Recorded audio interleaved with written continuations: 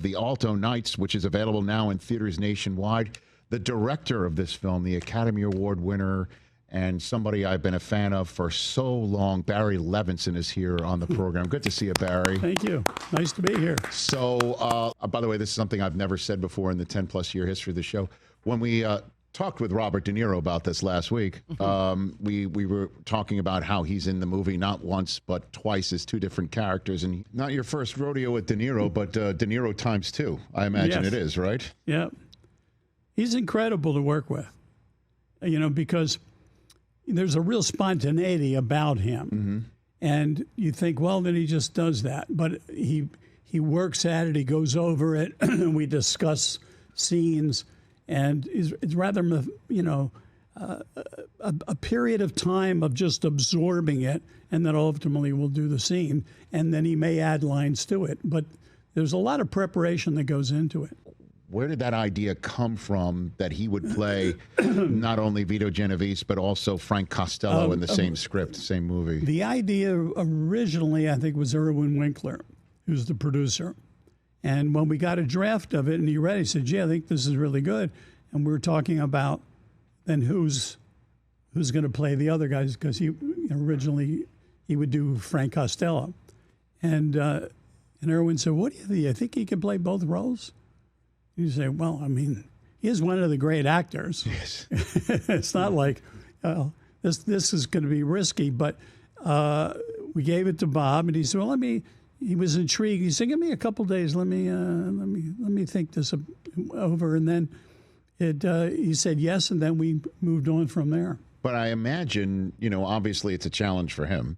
But you as a director, I mean, doesn't that change so much for you as a director? Well, I mean, you have to find the way that you're going to handle it, and so it'll take part of 2 days, because you have to do one side, you got to turn around and do the other side. You can't do it simultaneously. You can't, take all this makeup, put the other makeup on, and run back on the set. So it was always 2 days to do the scenes where they're together to accomplish that. And then I imagine to post it to make it look like they're talking to each other. That's another. Yeah, that's then another you have thing. to put that together, and you want it to be loose enough that it feels like it's two different people, so they can overlap. Which we had to work out. How can we do that so it has a spontaneity to it, because you don't want the scene to just become mechanical. Then it's like, oh, we'll do this, we'll do that. So you have to find the way that it feels as spontaneous as possible. Wag the Dog, was that the first time you worked with De Niro? Was that the first time you ever I think film, the first time was in I think it was Sleepers, I believe. That was the first time. Yeah. And what is it like to go through a script with Robert De Niro? Barry, you're laughing. What's that like? It's a good process. I mean, I have to say that, and I mentioned to you, you'll work on it. We'll go over a scene, whatever the scene may be, talk about some of the things, make modifications to it. So then you come to the set, and then other things happen. Sure. But he's comfortable enough in the character. Right. That's the key to the whole thing. So, again, The Alto Knights is available now in theaters nationwide. Robert De Niro, Deborah Messing as well, and a terrific cast. Everyone should go check this film out. My gosh, there's so much to talk with you about here, from one of my favorite sports movies of all time, The Natural. Some of my favorite movies, also Rain Man, Diner, Good Morning Vietnam, Television, Homicide, Oz. So to try and boil it all down, we have a segment called Celebrity True or False, where we choose items that have been talked about your work that are on the internet. Okay. We ask if they're true or false or not. Yep. And again, there's great production value to start it off. Hit it. Celebrity True or False. You can't handle the truth. And I always love showing production value to a man like you, Barry Levinson. That's it right there. So first up, true or false, Barry Levinson. You were inspired to write the movie Diner due to an offhand comment made by Mel Brooks. Is that true? True. Yeah. So where was this? How did this happen? I did 2 films with him. a silent movie, and High Anxiety.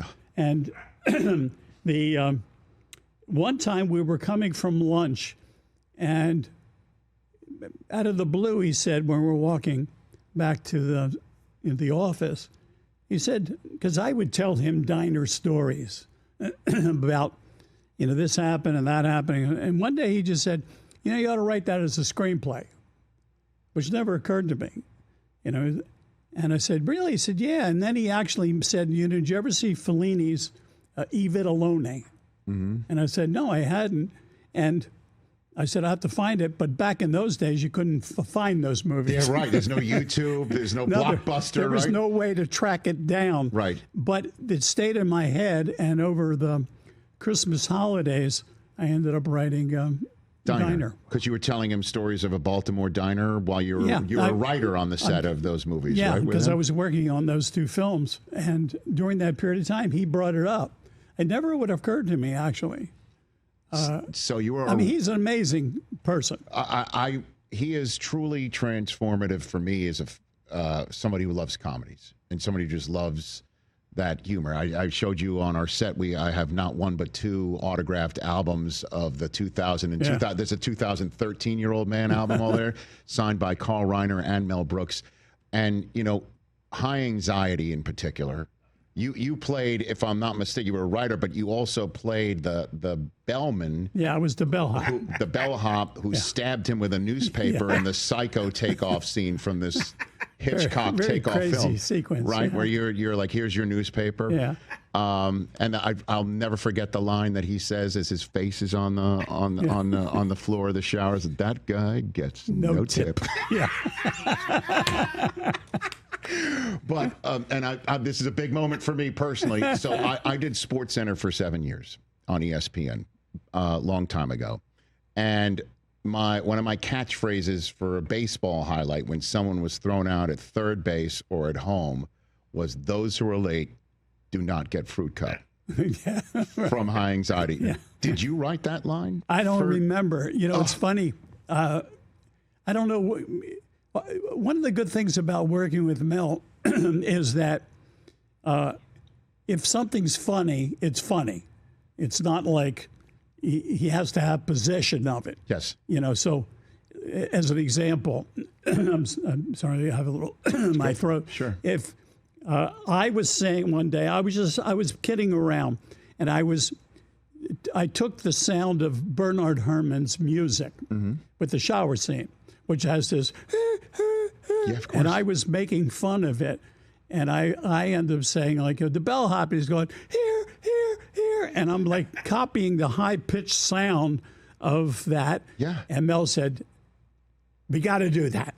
That's how that made the movie? Yeah, I was kidding around, making fun of that, and the bellhop. I just threw it together in some crazy fashion, but right away he said, "Oh, no, that's funny. We got to do that. That's funny." And what's so great about him, it's not like, I'm Mel Brooks and this is what we do. He immediately responds to things, and you go with it. So he's very open about it, and that was the great fun, because we worked for 3 years together, one film after another. What a blessing! And it was like going to a version of film school, but it was the Mel Brooks Film School, because it was one of my first jobs in terms of writing screenplays, and that was the beginning of it. But he's very, very good at it, and works.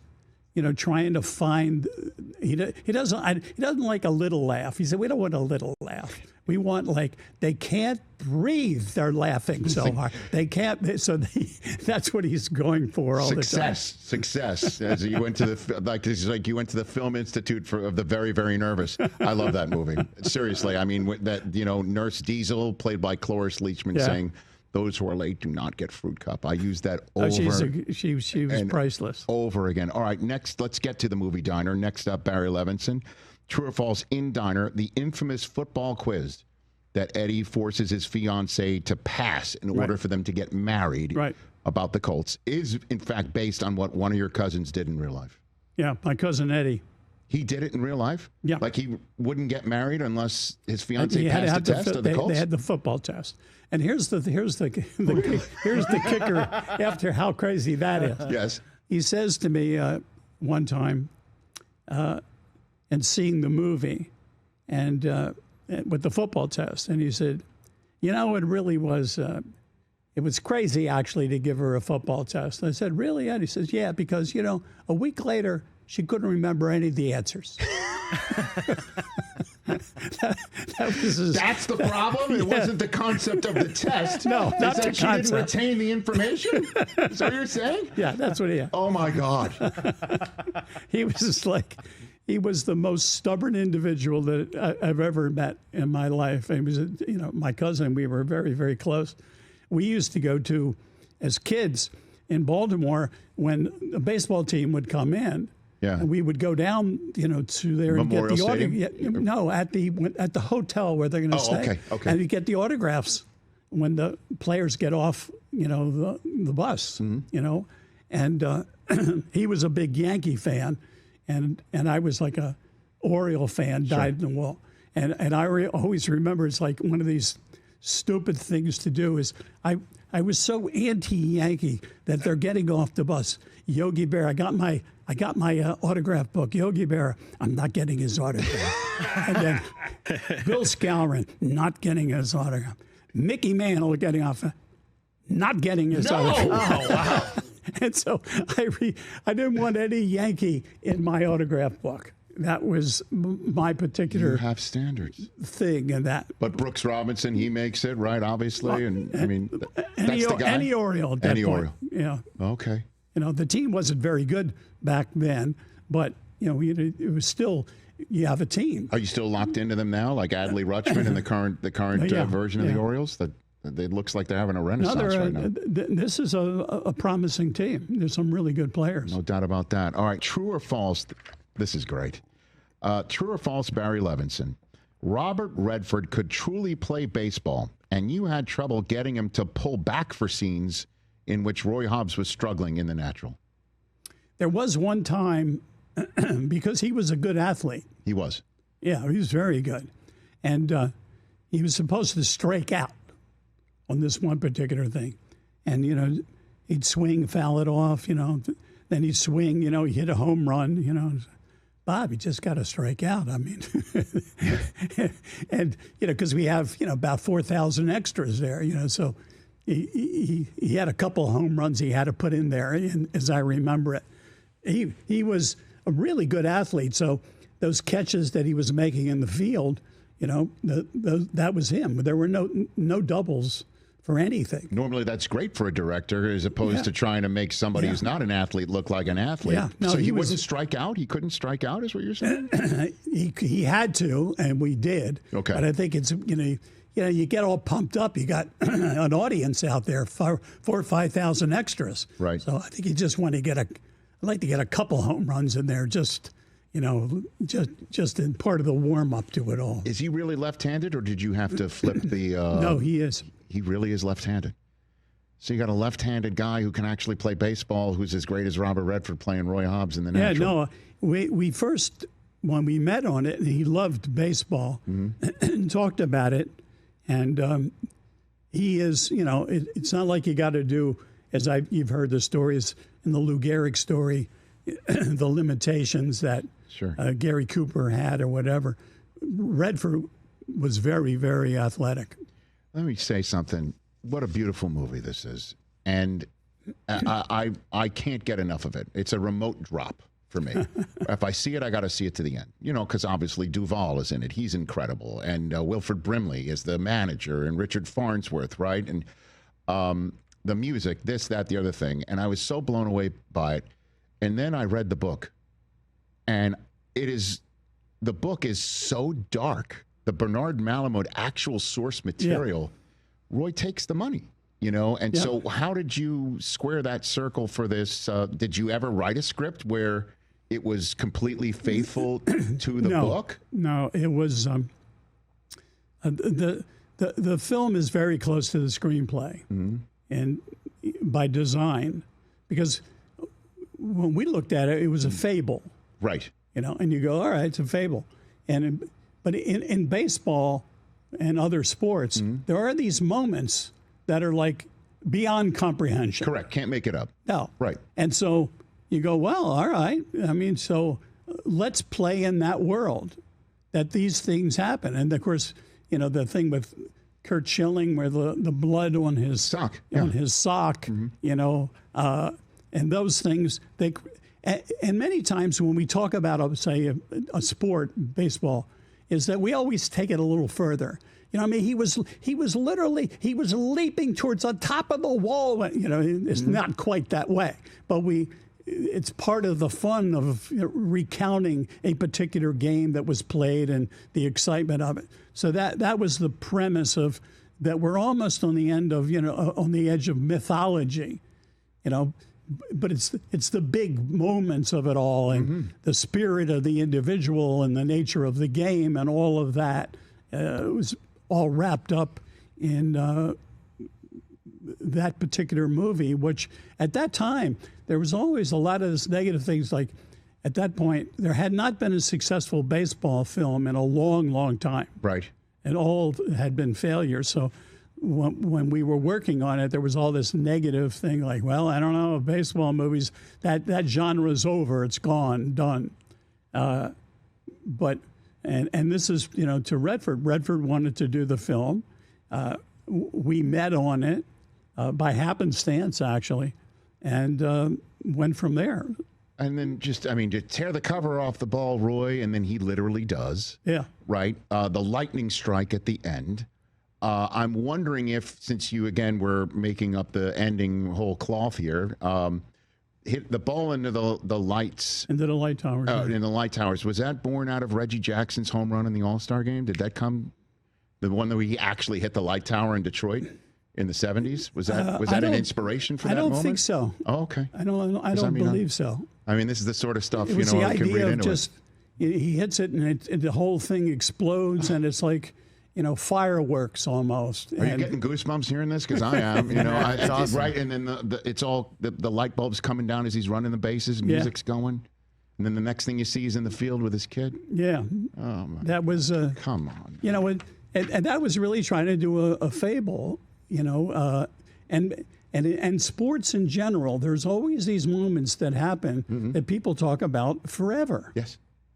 It's why, to a certain group, sports is amazing, whether it's basketball and some particular throw, he's falling or whatever. I mean, there's always that part of it. And were you the last one on this one? Were you the play-by-play guy? Is it true that you did the announcing? I did do that. What happened is I did it as a temp track initially, and then everybody said, well, we ought to leave it that way, So I said, all right. Goodbye, Mr. Baseball, all that sort of stuff. That was you? Yeah, that's your voice? Yeah, that was me. Goodbye, Mr. Spaulding. Mr. Spaulding, that's right. Mr. Spaulding. Yeah, right. A few more here. Barry Levinson, true or false? Jack Nicholson, Robert De Niro, who you are directing in the Alto Knights, and Mel Gibson all turned down the part of Raymond Babbitt in Rain Man. Is that true? Not that I know of. Okay. No. So... When I came on to it, there you go. That's false. Okay. When I came on to it, there were three directors had started it and then dropped out. No kidding. Yeah. Okay. And so I came on to it as the fourth director, and won an Oscar. Yeah. You're the fourth director, and then you won an Oscar for it, Barry. The irony of it all is that my agent wanted me to meet with Sidney Pollack, who was unsure about, staying involved in the project. Sure. And so he asked me, would I read it and then talk to Sidney about it? Sort of encourage him. And I did actually have that meeting. But Sidney said, I just can't see. I can't see how they go across country together and spend that time. I don't know how this is going to work. And I was trying to convince him. My wife kept saying, you should do this movie. This is a perfect film for you to do. She would always be saying that. I said, no, but they didn't ask me to direct it. And then Sidney Pollack had dropped out. And then then they came to me and said, if you want to take it over. So I assume you definitely thanked your wife in your Oscar speech. I certainly did. Happy wife, happy life, Barry Levinson. True or false, Dustin Hoffman wanted out of Rain Man 3 weeks into principal shooting. Is that true?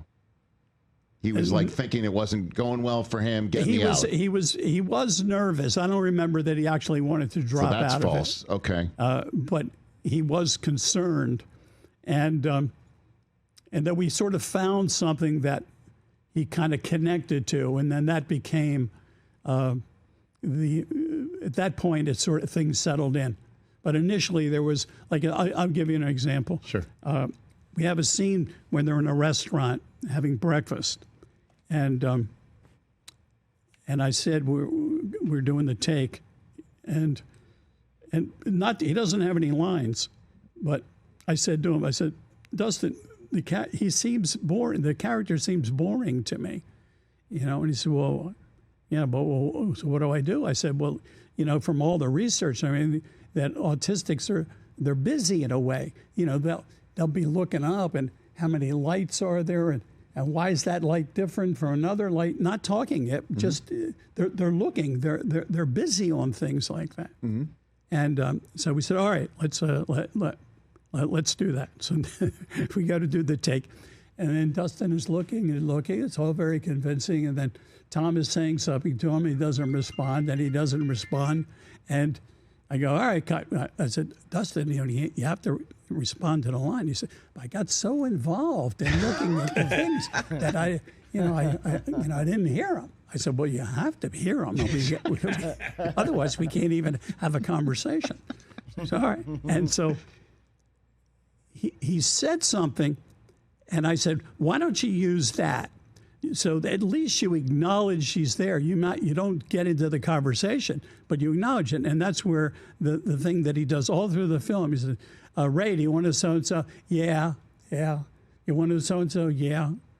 But he's not really paying attention. It's like, you said that, but I'm busy. And that little teeny thing, in a sense, was sort of like the spark to really lock into the character. Huh. And Wapner and Qantas and all that sort of stuff, and dropping the toothpicks on the ground. Just a real quick one more on this.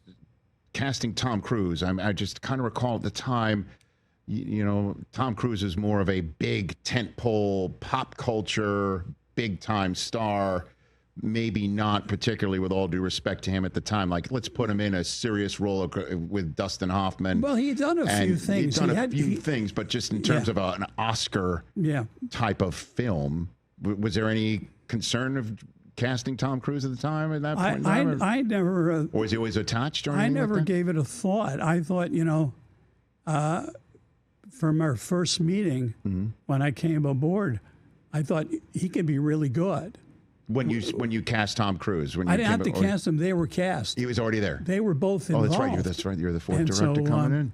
I came into it very, very late in the process, and I just wanted to find a way for them to have to create certain connections, as small as they may be. Yes. And through the film, that you begin to see that Cruise is now paying more attention to his brother. Yes. And then getting more involved in it and more understanding of it. And that arc ultimately, came together and worked well. Last one for you, Barry Levinson. True or false, you refused to let Robin Williams connect with Adrian Cronauer during the production of Good Morning Vietnam, and they, in fact, did not meet until the premiere of the film. Is that true? I don't know. I mean, he wasn't there when we were shooting the film. Oh, and it wasn't you saying, I don't want you to talk to him because what is out there is that you didn't want Robin to do an imitation of Cronauer. You just wanted Robin's interpretation of it. Well, that part's true, but I don't think it was a conflict. I see. You're going to take Robin into this character, and then you want to design it in a way that he can. I'll just give you one. Please. I don't want to spend too much time on something, but what happened was, here's an interesting thing.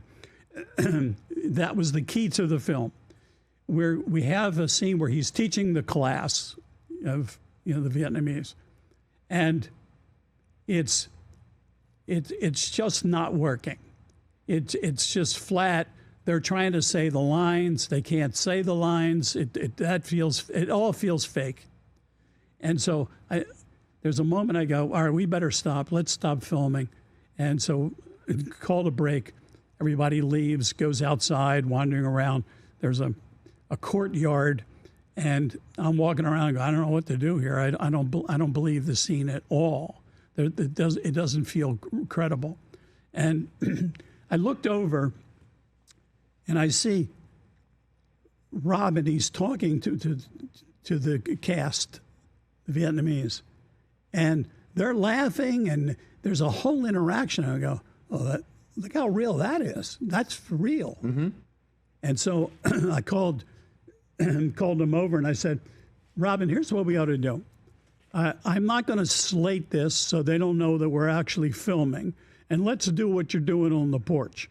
And so you know the basic things, and we'll make like we're not filming, and we're just doing exactly what you were doing on the porch. There's a lot of improvisational moments, and you got their attention, and they'll talk, and they were laughing, and you go, all right, that would be believable.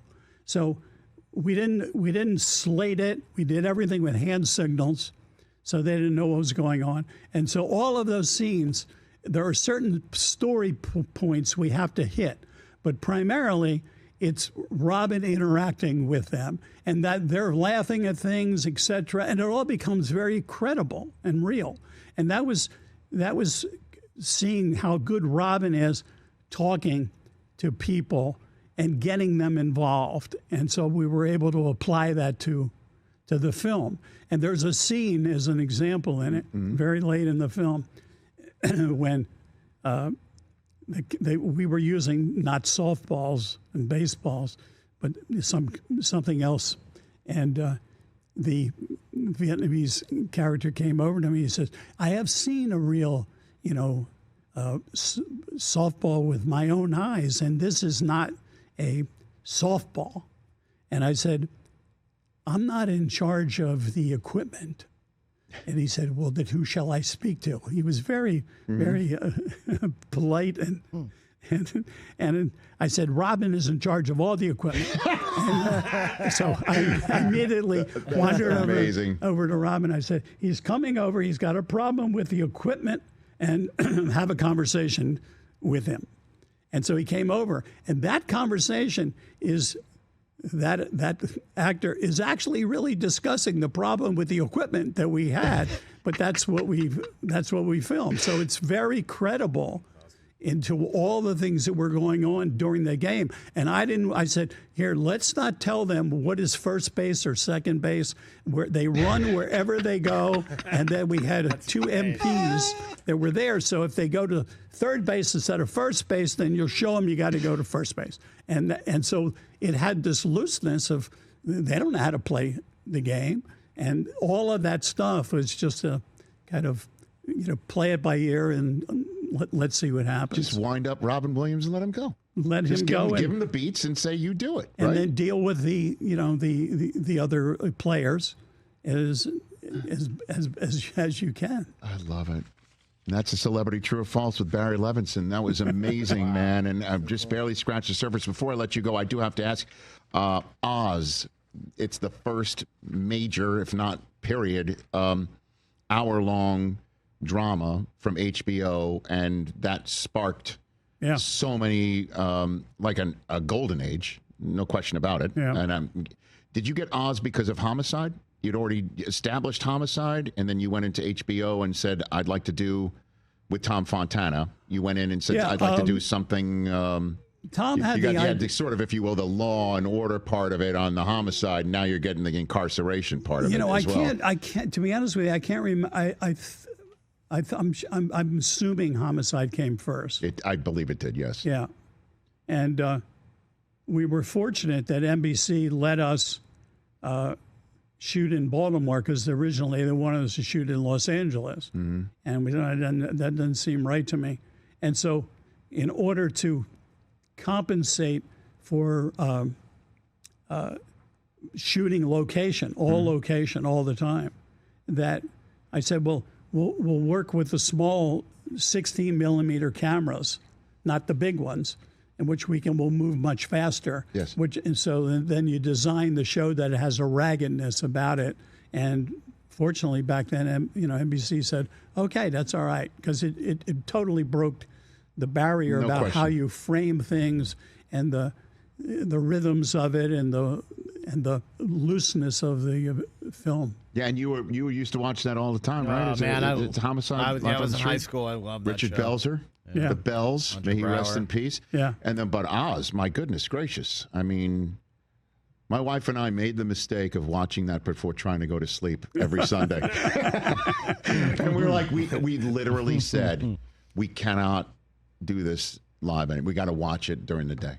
We just could not just watch Oz and go, okay, good night, honey. Yeah, that's right. Just turn it. I can understand We that. just could not do it. I mean, and we've had J.K. Simmons on here and to talk about finding the depths of Schillinger. And, obviously he's, like yourself, an Oscar winner as well. And, Yeah. I mean, that's some dark stuff you put out there. It was. Barry. Great cast.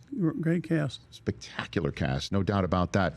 Okay, the Alto Knights. Everybody check it out. The latest from you, Barry Levinson, and obviously Robert De Niro, Deborah Messing, and more. Available now in theaters nationwide. Thank you for coming here.